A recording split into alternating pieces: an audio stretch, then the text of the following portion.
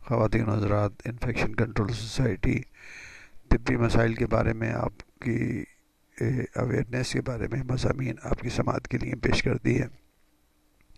ہم دماغی امراض کے بارے میں آپ کو معلومات فراہم کر رہے تھے۔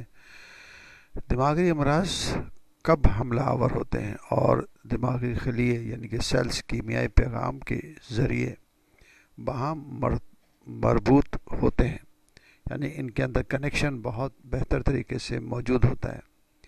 جب کوئی فرد پریشانی کے حالت میں سوچوں کی زیادتی سے ذہن پر دباؤ ڈالتا ہے، تب دماغی خلیوں یعنی کہ سیلز کے باہمی پیغام رسانی میں خلل پڑنے لگتا ہے، اور جب پیغام رسانی یعنی کنیکشن سے جو امپلسز جاتے ہیں، پیغام رسانی کرنے والے سیلز اپنے افعال اور کارکردگی میں ناکام ہوتے ہیں، تو دماغ تک دیگر غذائی اجزاء کی ترسیل بھی متاثر ہونے لگتی ہے، جس سے دماغ کے مجموعی افعال میں بگاڑ پیدا ہونے لگتی ہے۔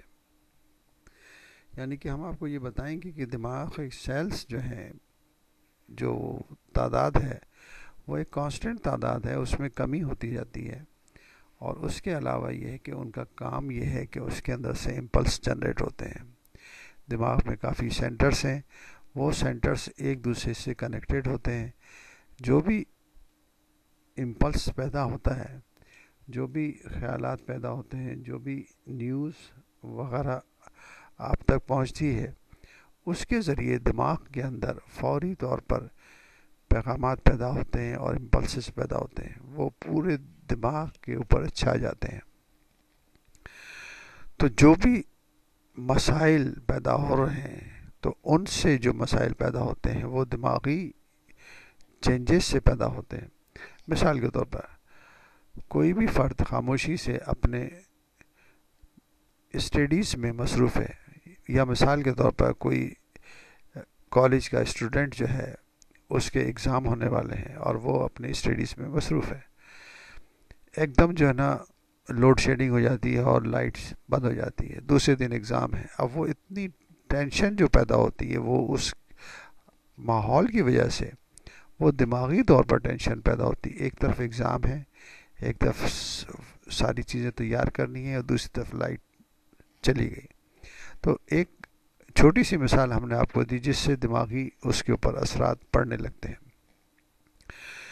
اگر یہ کنٹینوس یعنی کہ یہ مسائل مسلسل ہوتے رہیں، دن میں 10 دفعہ 20 دفعہ 50 دفعہ ہوتے رہیں، تو آپ اندازہ کر سکتے ہیں کہ ذہنی طور پر افراد کی حالت کیا ہوگی۔ جس طرح مختلف افراد میں ذہنی امراض کے پیدا ہونے کی مختلف وجوہات ہو سکتی ہیں، اسی طرح ان سے چھٹکارا دلانے کے لیے بھی مختلف طریقے اختیار ہو سکتے ہیں۔ اس سلسلے میں متاثرہ فرد ایک ڈائری بنانے اور اپنی ذہنی محسوسات کو مختلف اوقات کے حوالے سے تحریر کرتا جائے، نیز یہ بھی نوٹ کرے کہ کس وقت کس طرح سرگرمی سے اسے اپنی حالت میں بہتری محسوس ہوئی، یوں اسے اپنے اسٹریس، ڈپریشن، ٹینشن، اینزائٹی کی وجہ سمجھ میں آ جائے گی۔ جب وجہ معلوم ہو گئی تو پھر بیماری سے جان چھڑانا بھی آسان ہو جائے گا۔ اگر وہ چاہے تو بتدریج اپنی کیفیات میں درستگی پیدا کر سکتا ہے۔ علاوہ ازیں کچھ لوگوں کو کھیل کے ذہنی دباؤ اور اعصابی تناؤ سے نجات مل جاتی ہے۔ بعض افراد دفتر سے گھر جا کر اپنے بیوی بچوں سے گھل مل کر خود کو نارمل محسوس کرنے لگتے ہیں۔ چند اشخاص ورزش، جسمانی مشقت سے بہتر کیفیت میں آ جاتے ہیں۔ بعض افراد محض سوچ کو بدل کر بھی بہتری محسوس کرنے لگتے ہیں۔ کتاب پڑھ کر، موسیقی سن کر، یا اپنا من پسند مشغلہ اپنا کر بھی ذہنی حالت کو درست کیا جا سکتا ہے۔ یہ سب جو طریقہ کار ہیں، اس کے ذریعے بہتر طریقے سے ذہنی امراض کو ایڈریس اور وہ کیا جا سکتا ہے۔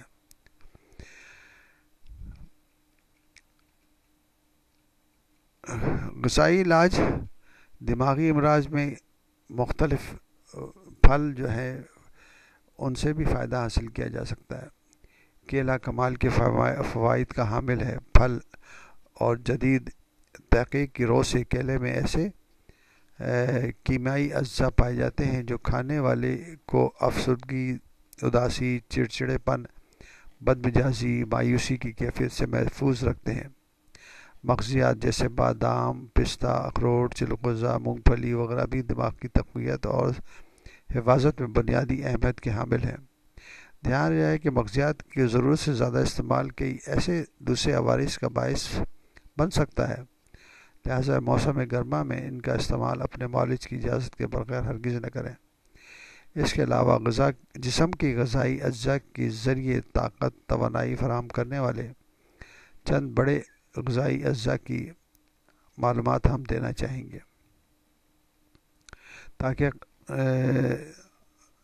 جو افراد سن رہے ہیں اس مضمون کو، ان کو انتخاب میں آسانی پیدا ہو سکے۔ طبی ماہرین نے دماغی کمزوری کے لیے مختلف اجزاء کے اوپر بہتر طریقے سے روشنی فرمائی ہے۔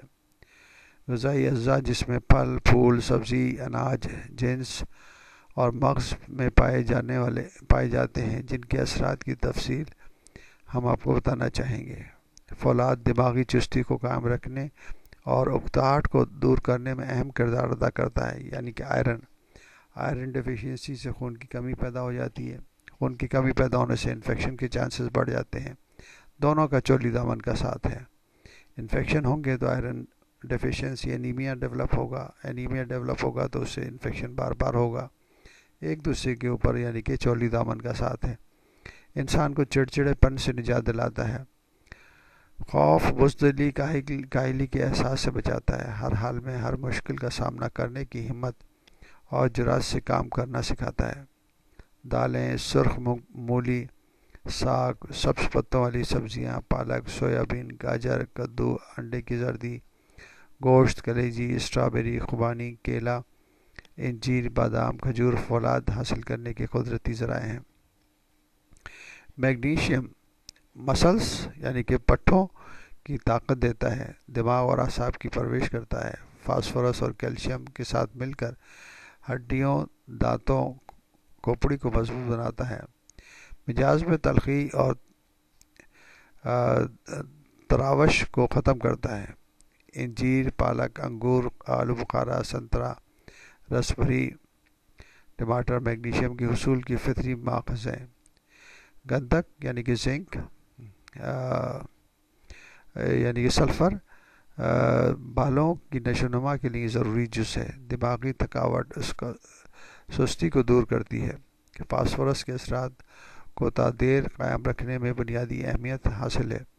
اگر انسان جسم میں یعنی کہ سلفر کی کمی واقع ہونے لگے تو فاسفورس کے اثرات میں بھی کمی پیدا ہونے لگتی ہے۔ مولی، لہسن، پیاز، بند گوبھی، پھول گوبھی زنک حاصل کرنے کے قدرتی ذرائع ہیں۔ آیوڈین جسم کے سب سے بڑے غدود تھائرائیڈ کی کارکردگی کا لازمی جز ہے۔ تھائرائیڈ کی تمام تر کارکردگی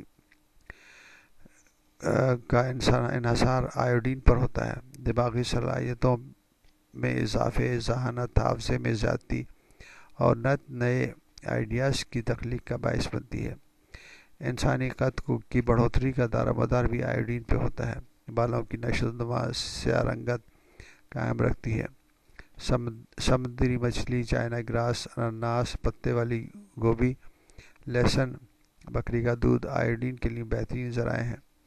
کلورین کی کمی افسردگی، چڑچڑے پن پیدا کرنے کا سبب بنتی ہے۔ گاجر، کھیرا، سیب، پالک، انجیر، میٹھا آلو بخارا، چقندر، مولی، اسٹرابیری وغیرہ سوڈیم کے قدرتی ذرائع ہیں۔ پوٹاشیم اعصاب اور کندھوں کو مضبوط اور توانا کرتی ہے۔ آکسیجن کو جزو بدن بنا کر دماغ میں طاقت، توانائی پیدا کرنے کا ذریعہ بنتا ہے۔ اس کی کمی سے پوری دماغی صلاحیتوں میں کمی واقع ہو جاتی ہے کہ یہ ایک نفسیاتی اور ذہنی مسائل پیدا ہو جایا کرتے ہیں۔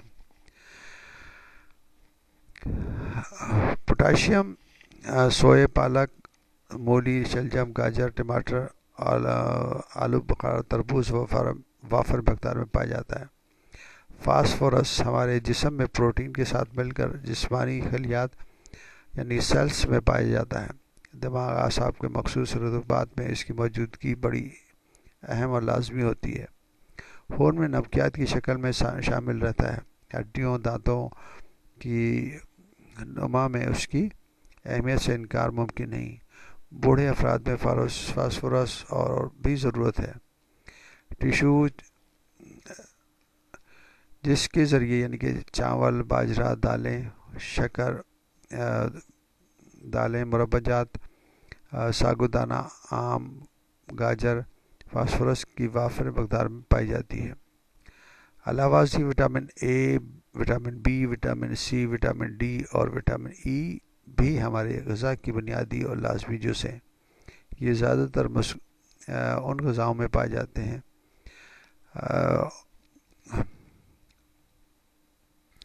ذاتی کرنے کام ماہرین کے نزدیک مسکراہٹ سے انسانی چہرے کی تازگی میں اضافہ ہوتا ہے۔ اس کے برعکس غصے سے چہرے پر پرسمودگی چھا کر اس کی چمک دمک کشش ختم ہو جاتی ہے۔ علاوہ ازیں غصیلی طبیعت کے مالک افراد اپنے جیون کو تو روگی بناتے ہی ہیں، لیکن خود سے جڑے ہوئے لوگوں کے لیے بھی ایک مسائل کا سبب بن کر ان کے آرام اور سکون کو غارت کر کے رکھ دیتے ہیں۔ طبی نقطہ نظر سے غصہ پورے بدن کو انسانی پر منفی اثرات مرتب کرتا ہے، بالخصوص نظام اعصاب کو برباد کر کے رکھ دیتا ہے۔ نظام دوران خون میں بھی کئی ایک نقص واقع ہو کر امراض قلب کے مسلط ہونے کے امکانات بڑھ جاتے ہیں۔ ہم آپ کو مشورہ دیتے ہیں کہ زندہ دلی سے جیتے ہوئے خود بھی خوش رہیں اور دوسرے لوگوں کو بھی خوش رکھنے کی کوشش کریں۔ زندہ دل لوگوں کو نہ صرف اپنی زندگی میں رونق محفل بن کر جیتے ہیں بلکہ بعد از مرگ بھی دوسروں کے لیے دلوں میں زندہ رہتے ہیں۔ موجودہ دور میں تنگ دستی، غربت کا خوف ایک ایسا مرض ہے جو ہر کسی کو لاحق رہتا ہے۔ اس خوف سے نجات پانے کے لیے ضروری ہے کہ آمدنی اور اخراجات میں توازن کیا جائے۔ آقائے نامدار حضرت محمد صلی اللہ علیہ وسلم کی حدیث پاک کا مفہوم ہے کہ میانہ رو کبھی تنگ دست نہیں ہوتا۔